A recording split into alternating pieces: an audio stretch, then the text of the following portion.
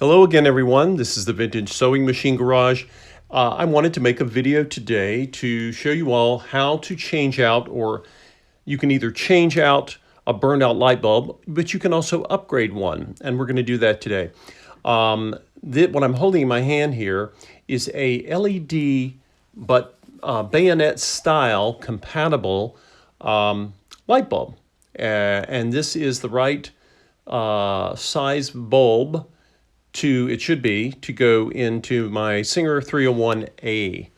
So I have shown you all how to install the light assembly and how the whole assembly comes together. Today I'm going to take it back out so that, let's get a different screwdriver tip here. I'm going to take it back out so that you all can see how to change a light bulb, and in this case we'll also talk about the LED upgrades, right? Now the bulb on this one I think works. I can't remember if I checked it when I first got it. By the way, if you want to upgrade your bulb, let's say your bulb is working fine, it hasn't burned out, but you want to upgrade it to an LED, this is how you might do that. Now, remember what I may have mentioned in the other video is put your hand here and hold on to this, because when this second screw comes out, this thing's going to want to go down, and it could end up scratching your machine or breaking the glass or who knows what. So be prudent. If you want to be extra prudent, you can take a little soft dishcloth or washcloth and fold it up and put it down here. But I'm just going to hold this because I know it's not hard to take off. Trying to get enough of it out so I can just turn it with my thumb and finger here. There we go. So I've got the second bolt out. Now I'm taking the assembly off. Okay, comes right out. And remember, when it comes out, it doesn't just come out straight. If I pull straight, it may or may not come off, right? Because you got a bulb behind there. So kind of do this. Let it kind of come down at an angle. So again, once again, you see the assembly that I've talked about. I put this together in the other video. And basically just took the screw or the bolt and the little clip, and I had it loosened, and then I got my light lens in there, and then I snugged it back. So this is all you have to do to change a light bulb on a 301. You don't need to mess with any of the rest of this. Do not try to take this out. This does not slide out for the removal of your, it's designed to stay put. So when you go to change a bulb, you don't take the lens out of this. Leave the lens alone. Do not mess with the lens. And then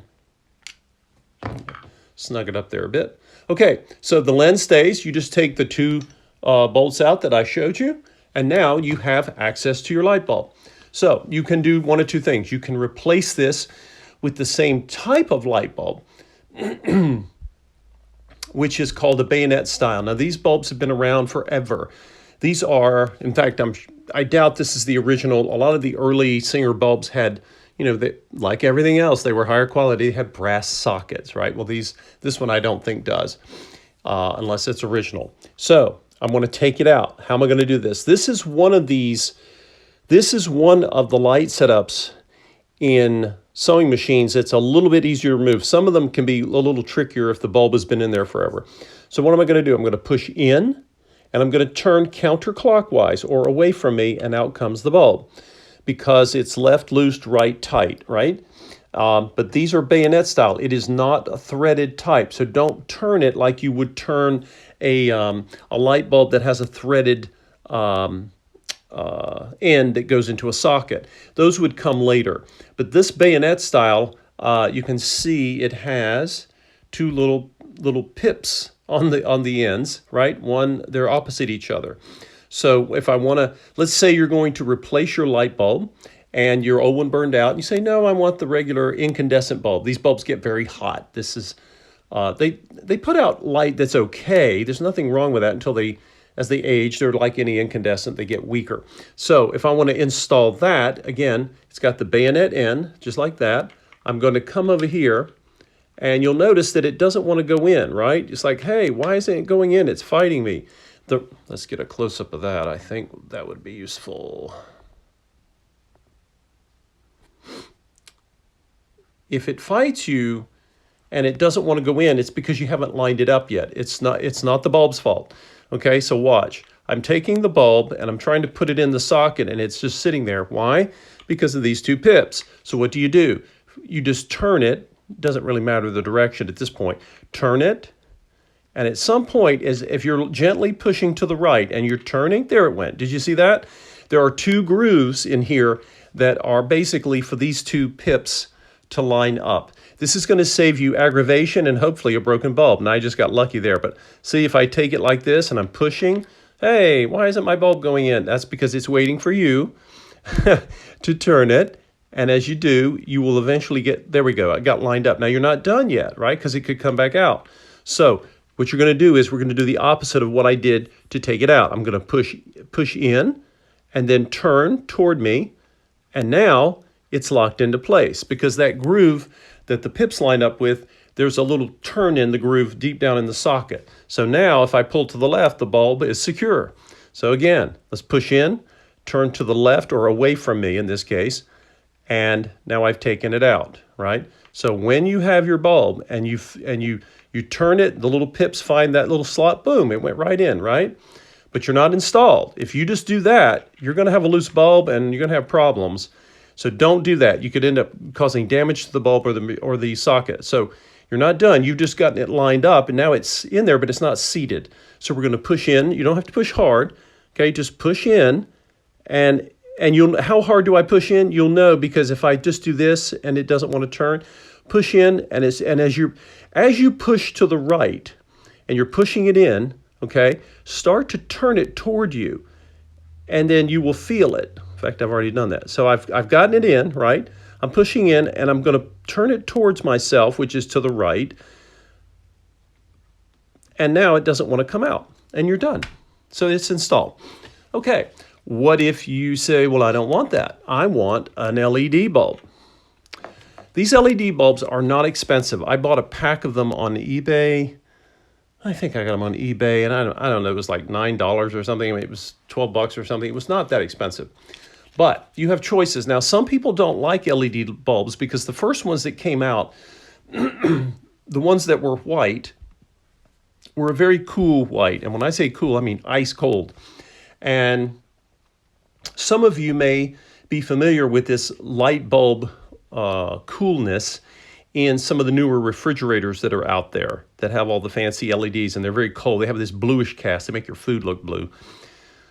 Well, you have choices in LEDs because there was a response to that. And they said, we don't like this. It's too cold. So you have the option of ordering either white, cool white, I think, or warm white. This one is warm white. What does that mean? Essentially what it means is that the color is going to be more, it's going to be more like an incandescent bulb, okay? What is the advantage? What are the advantages of an LED bulb? Well, for one, the bulb should last longer, depending on the quality of the LED, and it's going to burn a lot cooler. Now they can get warm, and you'll see this has a bayonet end, okay? And it's easy. I'm going to find it a little easier, I think, to push down on top of the LED end and see if I can get it to come out. It's a little snug in this little piece of packaging here, so I want to make sure I can grab it by the base. So you can see me, I'm pushing with my finger here. They come in these tiny little snug boxes to protect them, I guess. Okay, so I've gotten that out, and there we go. Now, how do you know if your bulb is compatible? The first thing you want to do is measure. And when I say measure, I mean just sort of eyeball, right? You'll notice that the base is the same length, right? It is the same length. Now, the bulb itself, from base to end, is a little longer on the incandescent. That's okay. What you don't want to do, you don't want one that's really tiny and short. It might not give you much light, even if it's compatible. If you get an LED, because they make these LEDs in different lengths, you can get them in longer lengths. which your machine may need and benefit from. But if I were to put one that's much longer than this incandescent, it might not fit. Okay, it might get scrunched up. So don't do that. This one should be fine because it is a little bit less than this, so we know we have room for it. Okay, I'm going to go with the same technique. I'm going to come over here, right? And let's say I've got it, and you can see the little pips here, and they're basically not letting the bulb go in. Push, just gently push to the right. You're not forcing anything hard here. And then turn it toward you, and there it goes, right? Is it seated? No, because I can still do this. Just like with the incandescent, I'm going to push in gently and then toward me. And now it just locked into place, and I can't move it unless I push in. And now we have an LED updated light bulb. And sometimes I have gotten these LED lights, and that's a piece of dust or what that is. I got an LED light one time, and it didn't work, and I thought, oh no, maybe my socket's bad. No, it was just a bad bulb, right? The bulb just, missed quality control. It's made somewhere in Asia. And again, does anyone make a more expensive, maybe higher quality version? I'm not sure. Some people prefer the originals, and that's fine. I like the LEDs because they do run cooler. And when you have cool running bulbs, it slows down any degradation on things like, wiring in sockets. That's my theory. That's the theory anyway. Also, a lot of sewers say that they get more actual light to be useful in sewing with the LED. Now, what if you decided to upgrade your bulb to LED, but this bulb is not burned out? It's still working. Do not throw it away. Hold on to it, because if your new LED bulb was to fail, you will be in the dark, so to speak, when you're sewing. This is a nice little backup. So there's no reason to toss it. Waste not, want not. Put it in a box. It won't fit into this box, but you can wrap it up and store it away. Keep it right there in your sewing table. You might want to mark it so you remember what it is, and maybe cushion it so it doesn't get broken. But this is your backup, your plan B. But now, again, we have LED light bulbs for sewing machines made about 75 years ago, which is really cool. Anyway, this is how you go about changing out a light bulb on the Singer 301. It will be slightly similar on the 400 and the 500 series, but there can be some differences. And the next time I have one of those machines, I'll show it to you and see.